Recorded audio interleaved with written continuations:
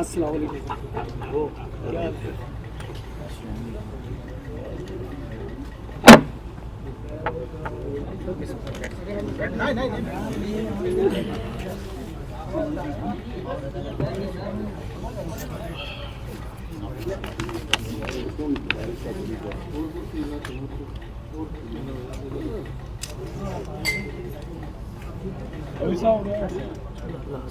ادھر آ جائے مولانا صاحب کوئی واسطہ صاحب ہمارے واسطے سے بھی ادھر آنا. کوئی واسطہ یہاں رکھا ہوا ہے تو ادھر میرے ساتھ بیٹھ جائے. ایک اور کرسی ساتھ لگا دیں. ادھر لگا دو ادھر. ہاں کمرہ صاحب ادھر.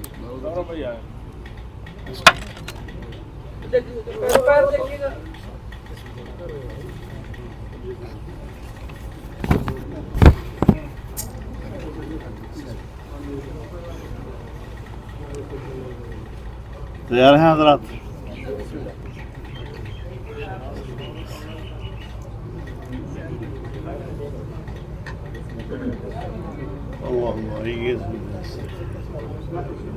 بسم اللہ الرحمن الرحیم.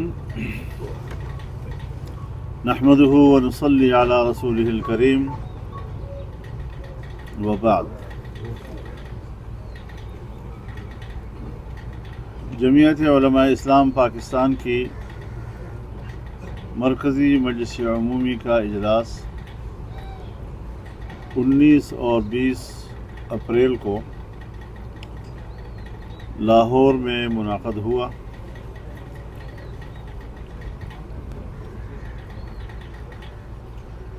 اس اجلاس کے فیصلوں کے حوالے سے میں کچھ بات کروں گا. پھر جو آپ لوگ کوئی سوال ہوگا تو انشاءاللہ اس پر بھی گفتگو ہوگی.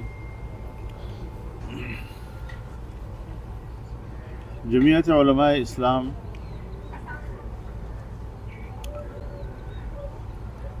فلسطین کی جدوجہد آزادی کی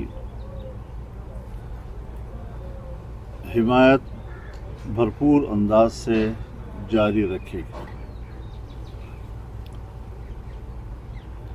اسرائیل ایک ناجائز ملک ہے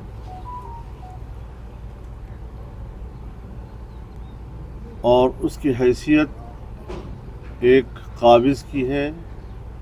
فلسطینیوں کی سرزمین ہو یا عرب سرزمین ہو اس پر قابض ہے.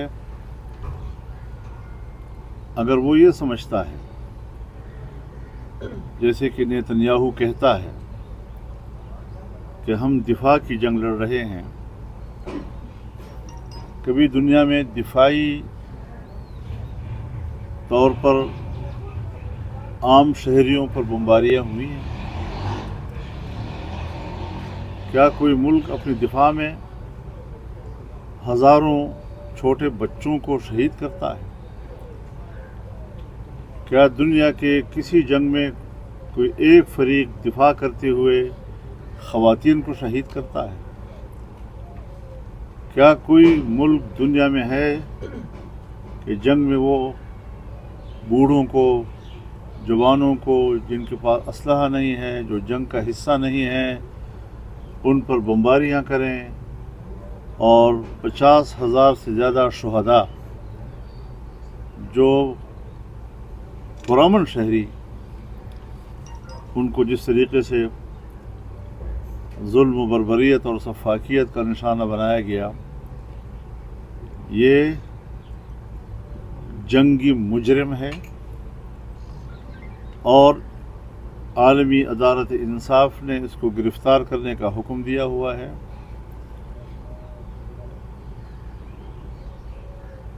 اس کے باوجود عدالت کے اس فیصلے کا احترام نہ امریکہ کرتا ہے نہ یورپی ممالک کرتے ہیں.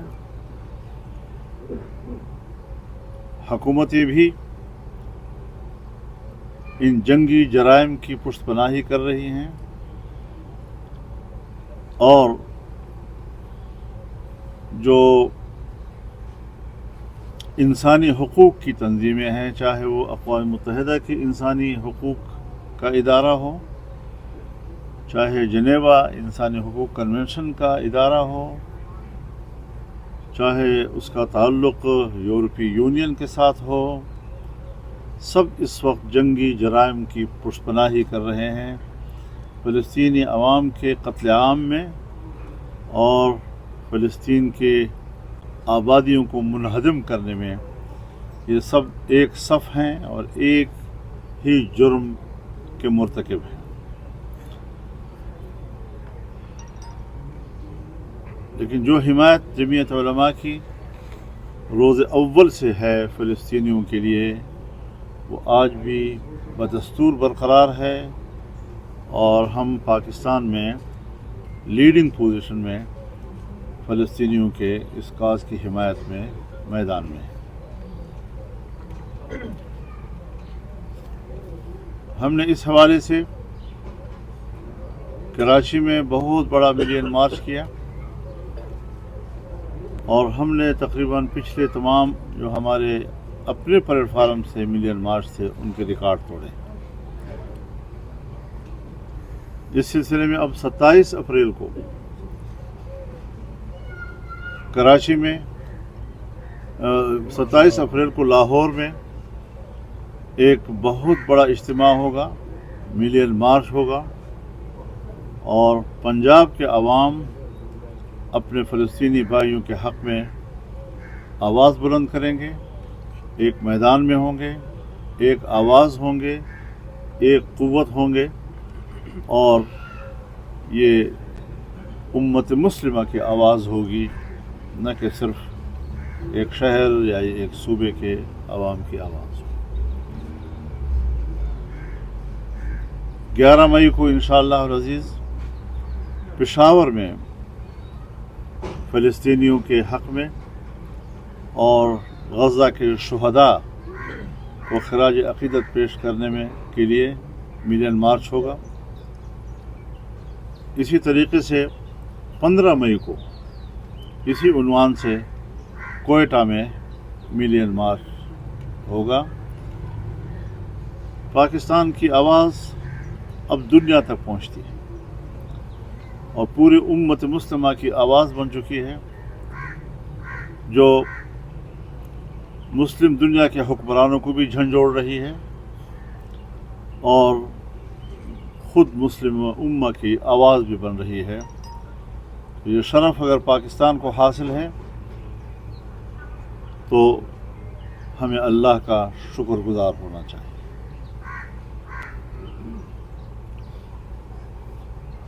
हम एक बार फिर पाकिस्तानी कौम, पाकिस्तान का जो कारोबारी तबका है, ताजर हजरात हैं, उनसे बिलखुसूस और आम आदमी अपने बिसात के मुताबिक माली जिहाद में शरीक हों। सियासी तौर पर हमें मुकम्मल सपोर्ट उनको होनी चाहिए। हम किसी मुसलमान भाई को इस तरह एक सफ़ाक के मुंह में देने के लिए आमादा नहीं हो सकते।